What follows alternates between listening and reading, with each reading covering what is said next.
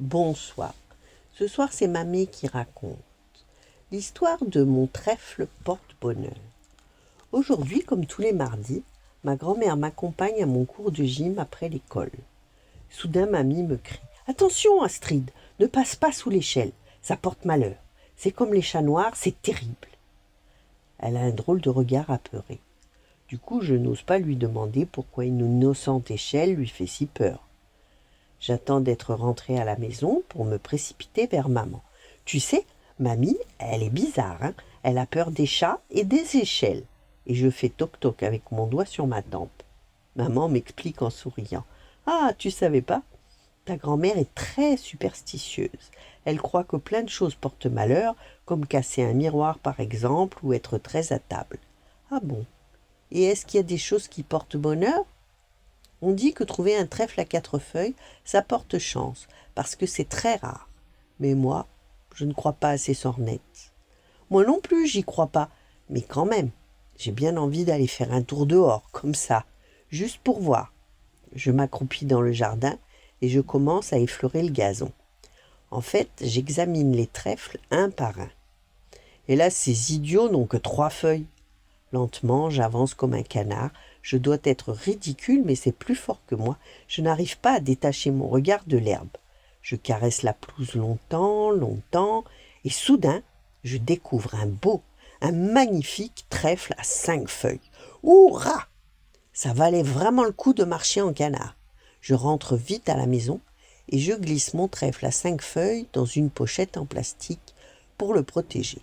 Je le mets dans la poche de mon manteau et maintenant, il ne me quitte plus. Le lendemain, un mercredi, maman me demande de l'accompagner au marché. Il fait beau et moi j'adore le soleil. Ça me rend joyeuse, alors je me mets à danser sur la pointe des pieds. Une marchande de fruits sourit en me voyant, puis elle s'exclame en regardant maman. Vous avez une fille bien gracieuse. Maman rosit de plaisir. Tu es bien mignonne, me dit la marchande. Attends, je dois avoir quelque chose pour toi. Elle fouille dans ses poches, y trouve un sifflet vert et me le tend. Tandis que je la remercie, maman me glisse à l'oreille. Eh ben, dis donc, tu as bien fait de venir avec moi, toi. Sur le chemin du retour, nous passons devant une cabine téléphonique et je m'écrie: Regarde, maman, quelqu'un a laissé une carte à l'intérieur. Je rentre dans la cabine pour prendre la carte abandonnée. Mon grand-père en fait collection. Je la lui donnerai, ça lui fera plaisir. Maman n'en revient pas. Eh bien, c'est vraiment ton jour de chance. Je tâte le trèfle dans ma poche. C'est si bon de le savoir là. Le lendemain, une autre bonne nouvelle m'attend à l'école. Ma meilleure amie Flora me tend une enveloppe. Voilà, c'est une invitation pour mon anniversaire. Tu viendras samedi, d'accord? Décidément, il ne m'arrive que des choses chouettes cette semaine. Depuis que j'ai trouvé ce trèfle, j'ai l'impression que ma vie a changé. Elle est nettement plus belle qu'avant. Je me sens comme une petite bergère qui serait soudain devenue reine. Alors le soir, en croisant Madame Restac, la voisine, je ne peux pas m'empêcher de lui tirer la langue. Depuis le temps que ça me démangeait, oh, ça fait du bien. Elle m'agace à espionner tout le monde derrière ses rideaux. Si elle croit que j'ai pas remarqué son manège, ça ne va sûrement pas lui plaire, mais tant pis. De toute façon, avec mon porte-bonheur, j'ai la chance de mon côté. Le lendemain, je me rends à l'école en sifflotant. Je n'ai même pas appris mes leçons, ni fait mes devoirs. Ça ne m'inquiète pas. Je n'en ai plus besoin, puisque ma vie s'est transformée en conte de fées et que plus rien de mauvais ne peut m'arriver. C'est du moins ce que je pense, jusqu'à ce que la maîtresse ait la mauvaise idée de m'interroger. Debout, à son bureau, elle regarde la classe et annonce: Vous deviez apprendre la leçon sur les serpents. Astrid, dis-moi ce que tu sais des couleurs. Oh, aucune idée. Les serpents, je n'en connais pas le bout de la queue d'un. Je bafouille, je rougis. J'ai envie d'expliquer, ce n'est pas de ma faute, c'est à cause de mon porte-bonheur. Je pensais que de l'avoir dans ma poche, ça suffisait, que tout dans ma vie serait plus facile et que je n'avais plus besoin de travailler. Mais finalement, aucun son ne sort de ma bouche. La maîtresse prend un air fâché. Je suis déçue, Astrid. Toi qui es si appliqué d'habitude. Je baisse la tête. Je me sens un peu minable. Mais surtout, je ne comprends pas pourquoi mon porte-bonheur s'est soudain détraqué. Comme tout le reste de la matinée se déroule sans aucun problème, j'oublie rapidement ce petit incident. Aussi, quand à la récré on commence une partie de foot, je me sens devenir une autre Astrid. Je ne suis plus celle qui a toujours peur de prendre le ballon sur la tête. Grâce au trèfle dans ma poche, c'est sûr, je me sens transformée en Astrid, la super championne de l'école. Ah, je vais les épater pour une fois. Pendant que Rémi forme les équipes, je lui arrache le ballon des mains et je commence à dribbler dans toute la cour. Arrête de jouer perso, me crie Rémi. Rends-nous le ballon. Il peut crier s'il veut, ça m'est bien égal, c'est moi la plus forte. Je pousse tous ceux qui se mettent sur mon chemin et je shoote et ouais, but! Oh, Astrid, t'es vraiment casse-pied aujourd'hui, s'énerve Flora. Elle ne m'a jamais lancé un regard aussi méchant. Pire, elle me tourne le dos et elle ajoute fâchée: t'es plus ma copine. Quelque chose se serre dans ma poitrine. Je m'en veux.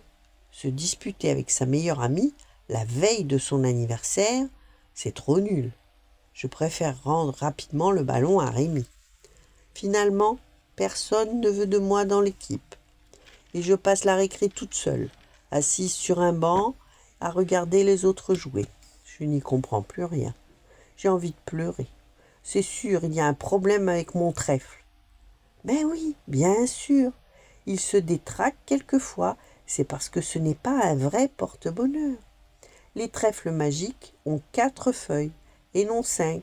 Il faudrait donc que je lui arrache une feuille. Aussitôt, je sors le trèfle de ma poche et je le transforme en vrai porte-bonheur. Et stick! Adieu 5e feuille de malheur.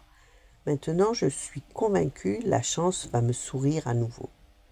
Hélas, je me suis réjouie trop vite. Parce que lorsque je retrouve maman à la sortie de l'école, je vois à son air contrarié qu'elle est fâchée après moi. D'habitude, elle me sourit toujours, mais aujourd'hui, elle ne me tend même pas mon goûter. À la place, elle me passe un savon. Mais qu'est-ce que tu as fait à Madame Restac? Je l'ai rencontrée tout à l'heure. Elle était furieuse après toi. Elle m'a dit que tu étais mal élevée. Elle criait dans la rue. J'étais très gênée. Je baisse la tête. Je me sens un peu honteuse. Maman ajoute sur un ton grave: je veux que tu ailles t'excuser auprès d'elle en rentrant. C'est vrai, j'ai été nulle de tirer la langue à Madame Restac. Elle habite toute seule dans sa grande maison, la pauvre. Si ça se trouve, elle regarde simplement à la fenêtre pour avoir une distraction. Et maman continue. Et puis, j'ai une mauvaise nouvelle. Mamita s'est cassé le pied. Tu ne pourras pas aller chez elle pour les vacances. Oh non! Moi qui aime tant passer mes vacances au bord de la mer avec elle. Quelle tuile! C'est fait. Je suis allée m'excuser. Mais en sortant de chez Madame Restac, un camion me frôle au bord du trottoir. Et splash! Il roule sur une flaque et me voilà trempée de la tête aux pieds. Tous mes habits sont mouillés. Rien n'a résisté à l'inondation, à part mon trèfle dans son sachet. À croire qu'il ne se porte bonheur qu'à lui-même, celui-là. Toute dégoulinante, je fonce à la maison, je me précipite dans ma chambre et je claque la porte derrière moi tellement je suis énervée. En changeant de vêtements, je hurle. La vie est nulle, nulle, nulle. Il ne m'arrive que des catastrophes depuis ce matin. Tout ça, c'est la faute de mon trèfle. Il ne porte pas bonheur du tout. En plus, je me rends compte que je n'ai rien gardé. La carte téléphonique, je l'ai donnée à mon grand-père. Le sifflet de la marchande, je l'ai offert à mon cousin Pilou. Et pour l'anniversaire de Flora, il n'y a eu aucun miracle. Elle devait m'inviter de toute façon. Non, vraiment, ce porte-bonheur est minable. Encore plus nul que le plus nul des nuls. Ce sont des idioties, toutes ces superstitions. De rage, je sors le trèfle de ma poche. Je le déchire en tout petits morceaux et je les jette dans les toilettes. Et je tire la chasse. Voilà, c'est tout ce qu'il mérite, cet horrible trèfle de malheur. Le lendemain après-midi, j'arrive chez Flora. Je vois à son air qu'elle n'est plus fâchée après moi. Elle semble même avoir complètement oublié l'histoire du ballon de foot. Elle me sourit comme lorsque nous étions les meilleurs amis du monde. D'ailleurs, nous nous amusons comme jamais tout l'après-midi. Le soir, c'est papy qui vient me chercher. Mes parents ont décidé que je passerais la nuit chez lui et mamie avec Pilou. Chouette, on va pouvoir faire les fous. Papy me dit: Astrid, je voulais te remercier pour ta carte téléphonique. Regarde, je t'ai acheté un cadeau. Et il m'offre le porte-monnaie dont je rêvais. Oh, je lui plaque un gros bisou sur la joue qui pique.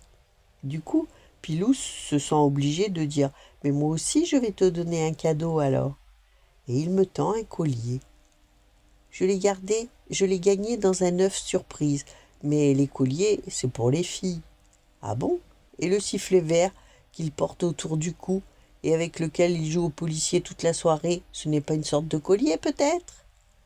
Entre le porte-monnaie, le collier et la fête chez Flora, j'ai passé une rudement bonne soirée. Hé hé, être gentil avec les gens, c'est peut-être ça qui porte bonheur finalement. Au dîner, quand mamie pose le plat sur la table, je grimace. C'est de la brandade de morue. Oui, ma chérie. Oh non. La dernière fois que j'en ai mangé, j'ai été malade. Mamie devient soudain très pâle. Oh là là. Pourvu que ça n'arrive pas cette fois-ci, je touche du bois. Vite, je me bouche les oreilles. Je ne veux plus l'entendre parler de superstition. Plus jamais. Voilà. Bonne nuit, faites de beaux rêves et à demain.